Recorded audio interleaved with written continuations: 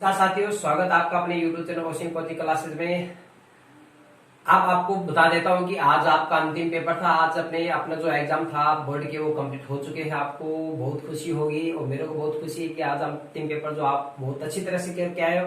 और ये जो पेपर आया है बहुत ही सिंपल है। पीछे की जो 4-5 साल के सत्र मैंने देखा है उनमें से बहुत ही सिंपल प्रश्न आया है। ऐसा पेपर मैंने पहली बार देखा। इतना आसान पेपर आपको अभी हल करके बताता हूँ। इसका 1 नंबर सेक्शन है, इसका 1 से लेकर 10 तक बहुत सिंपल प्रश्न आया। आपको देखना है कि आपने क्या, आपका जो रिजल्ट है मैं आपके सामने प्रदर्शित करना चाहता हूँ। आपका जो रिजल्ट है आपके सामने अभी आने वाला है। अभी आपके सामने दिखा रहा हूँ इन सभी प्रश्नों का हल करके। देखिएगा, हम सवाल को स्टार्ट करते हैं। 1 नंबर जो प्रश्न था आपको बताया था कि 105 का वर्ग करना था निखलन विधि। अभी आपको बता देता हूँ कि निखलन विधि का जो वर्ग था, यह निखलन विधि से वर्ग करने की जो विधि थी उस विधि को एक नाम से भी जाना जाता था, यावदुनम और तावदुनम विधि इसको भी बोला जाता था। यानी ये नाम था इसका यावदुनम तावदुनम। यानी यावदुनम तावदुनम विधि से क्या करना था, वर्ग करना था। यानी इन दोनों का एक नाम है। यानी इस विधि को यावदुनम को निखलन विधि बोला जाता है। आपको ये पता होगा बच्चों की निखलन विधि में क्या माना जाता है, आधार माना जाता है। आपने अपने को वर्ग किसका करना है, 105 का वर्ग करना है। तो इसका आप सबसे पहले क्या करेंगे, आधार मानेंगे। इसका आधार जो आएगा कितना आएगा, 100 आएगा बच्चों। कितना आएगा, 100 आएगा। अब देखो 105 में क्या घटाओगे, 100 घटाओगे तो इसका विचलन आ जाएगा आपके पास कितना आ जाएगा, 0.5 आ जाएगा। प्लस का 0.5 आ जाएगा। तो यावदुनम तावदुनम या निखलन विधि का जो सूत्र था और ये आपके सामने लिख रहा हूं। देखो, संख्या प्लस में विचलन, संख्या प्लस में विचलन, और यहाँ पे था विचलन का स्क्वायर। वेरी सिंपल क्वेश्चन था बच्चों, एकदम सिंपल। ये प्रश्न आपको छोड़ना नहीं चाहिए था। मैं उम्मीद करता हूँ, आशा करता हूँ ये प्रश्न आप पूरे 100% परफेक्टली आप करके आए हो। देखो, संख्या आपके पास कितनी है, 105 है। और विचलन आपके पास कितना है, 0.5। और इधर आपके पास विचलन का स्क्वायर है 0.5 का। आपको क्या करना था, स्क्वायर करना। 105 में 5 जोड़ दो 110 हो गए, और 0.5 का स्क्वायर करोगे तो कितना आ गया, 25 आ गए। अब देखो आपके पास आधार में शून्य कितने हैं, 2। कितने हैं, 2। तो आपके 2 अंक सीधे के सीधे उतर जाएंगे, 25 के 25 और इधर 110। तो इसका जिस बचेगा 110 25 यानी 11,025 जिस बच्चे का आंसर है उस बच्चे का 1 नंबर पूरा का पूरा उस बच्चे को मिलने वाला है। चलिए हम बात करते हैं अगले क्वेश्चन की। अगला जो प्रश्न है इसी प्रश्नावली का 1.4 से, यानी इसी प्रश्नावली का जो समीकरण था उसका आपको हल करना था। वेरी सिंपल से सिंपल प्रश्न था।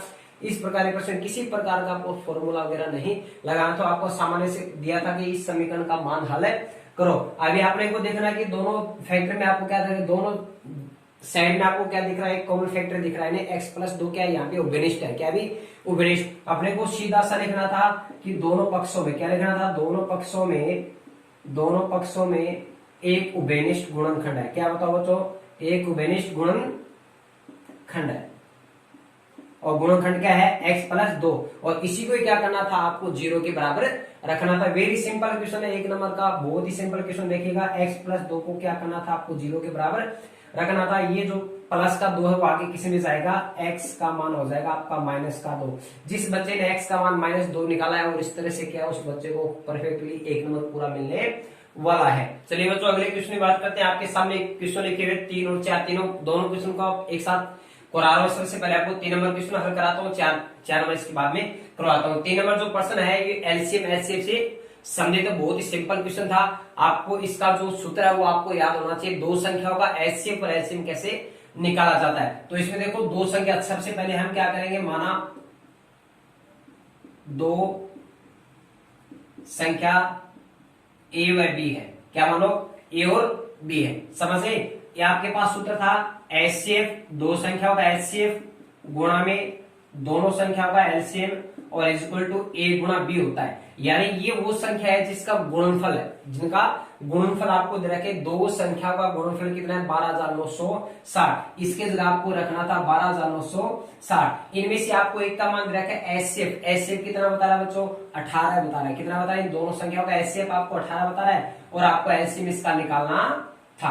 तो आपके सामने इस एलसीएम का मान प्राप्त हो जाएगा। 1 नंबर का क्वेश्चन बहुत ही इजी क्वेश्चन है। देखिएगा, ये 18 इसके गुणा में किस में जाएगा, इसके भाग में जाएगा और आपको एलसीएम का मान प्राप्त होने वाला है। देखो 12,960 में आप 18 का भाग लगा दो, ठीक है। तो 60 में आपको 18 का भाग लगाना है। 18 का भाग 129 में लगाओगे आप, इसमें 7 पर भाग जाएगा, कितने में जाएगा बच्चों? 7 पर। 18 7 126 होते हैं। 129 में 126 घटाओगे, आपके पास कितना बचेगा? 3 बचेगा। क्या कितना बचेगा? 3 बचेगा। फिर आप क्या उतारोगे? 6 उतारोगे, आपके पास कितना हो जाएगा?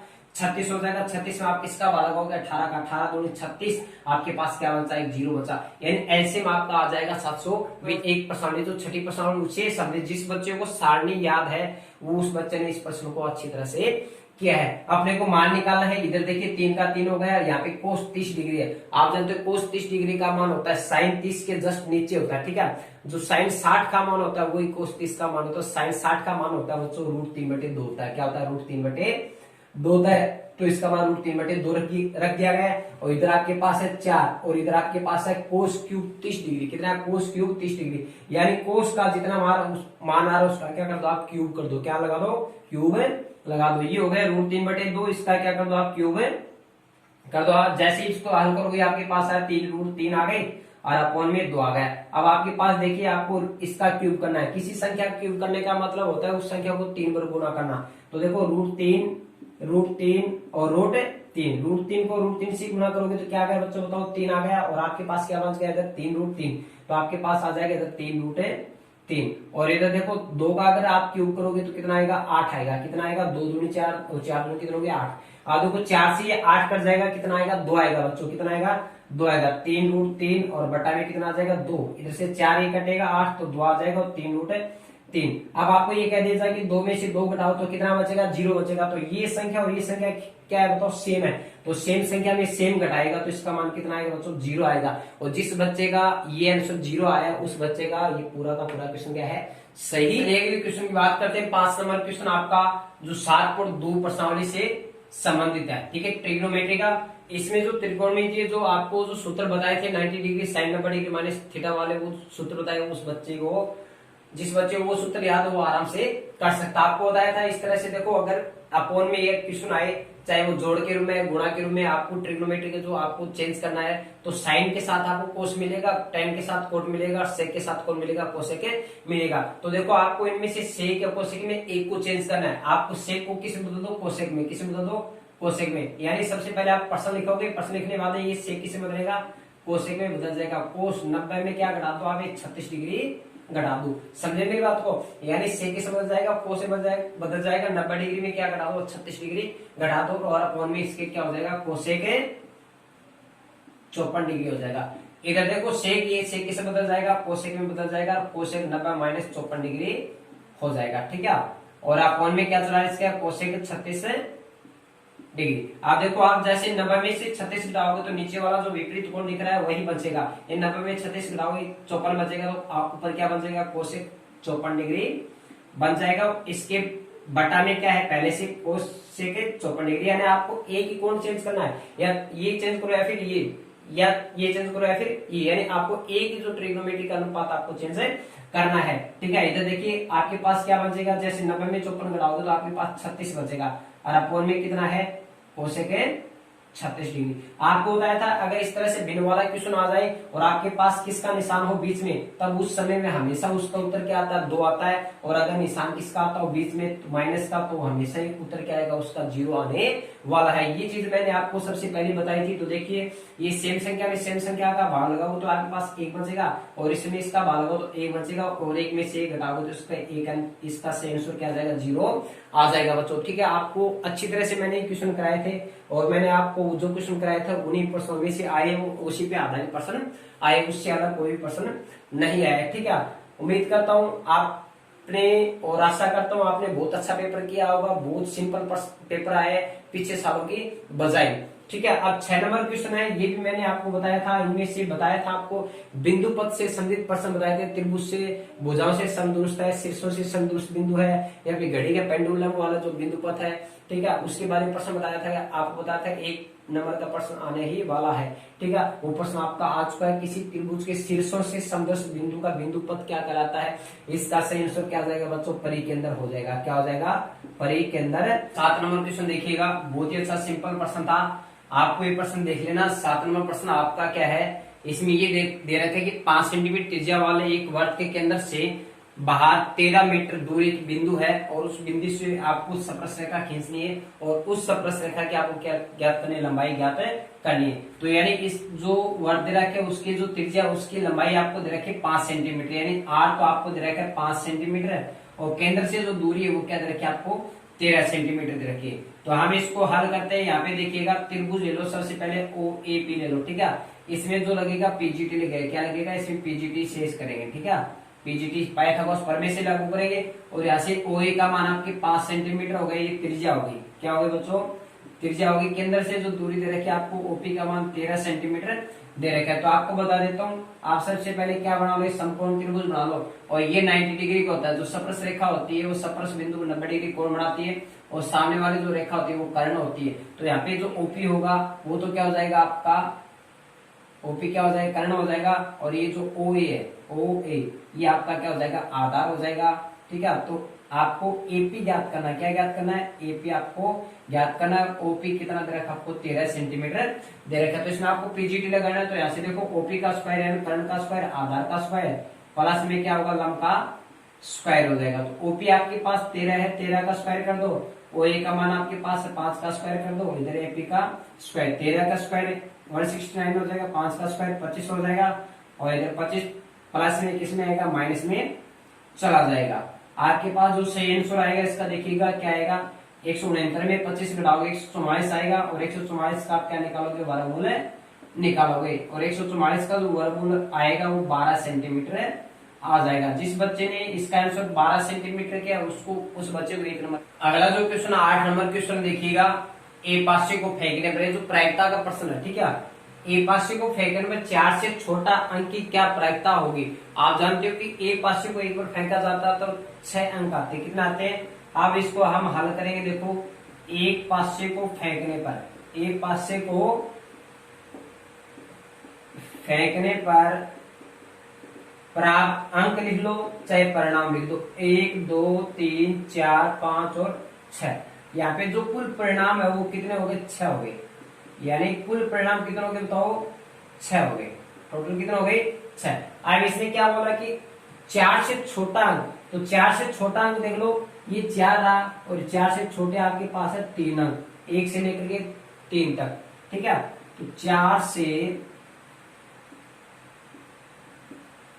छोटे अंक 1 2 3 ये है आपका अनुकूल परिणाम।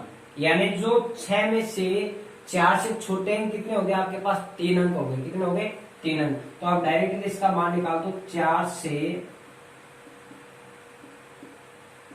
छोटे अंक की प्रायिकता अनुकूल परिणाम बट्टा में क्या होगा कुल परिणाम होगा। समझे मेरी बात। अनुकूल परिणाम बटा में कुल परिणाम। अनुकूल परिणाम कितने आपके पास 3 है, कितने हैं 3, 1 2 3 और कुल परिणाम आपके पास कितने हैं देखो 3 एकम 3 3 दूनी 6 1/2।